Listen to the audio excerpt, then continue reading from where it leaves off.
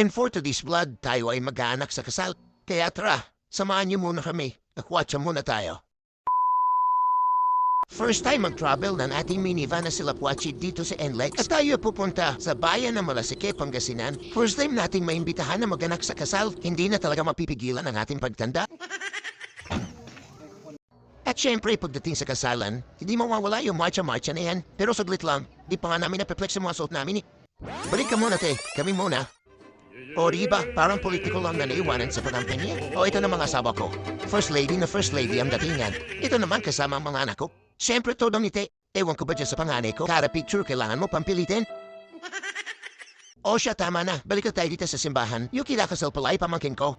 Sa kabilang side, nakaupo ang maninang. At pag may naiisip na naman si Ninyo at may paturo-turo pa. Dito naman sa kanan ng mga ninong. Tan tan taran, tan tan taran, tan tan taran, tan taran, tan taran. Ano ba yan? Pati ako? Napapakanta na din? Parang kailan ng kasino kami ni Mrs. ang kinasal. Kaya congratulations at best wishes sa inyo, May and Ate Edward. Siyempre after nakasalan, picture taking naman muna. Kaya ayan, picture dito, picture doon, hanggang matapos. At support na nga na to ay masaya na ako at masaya na kami lahat. Kasi alam niyo na anong susunod. We, alam ko, kada kasalan niyo nang inaabalan ng halos lahat. Kaya tinan mo nga yung ngiti na misis ko. Hanggang pa. Tinan mo tatalumpin, o diba? Excited pumunta sa reception. Nice. Maraming salamat po sa lahat ng mga bisita ng Fernandez and Espiritu families. Salamat din sa pag-imbita sa amin. Busog-lusog na naman tayo ngayon. Siyempre, hindi mawawala ang pakimkim at regalo para sa bago mag-asawa. Panimula ng bago nilang buhay. Kinagabihan, after nakasal, may palayban si Mayor. Yung bagong kasal pala. Ewan ko ba, nabuhay na ata itong tatay ko at nagpresenta ng kumanta.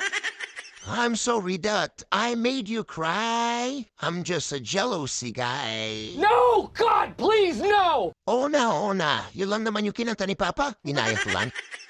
Ayan to'y, sobrang ingay sa paligid. Nagising pa yung baby namin.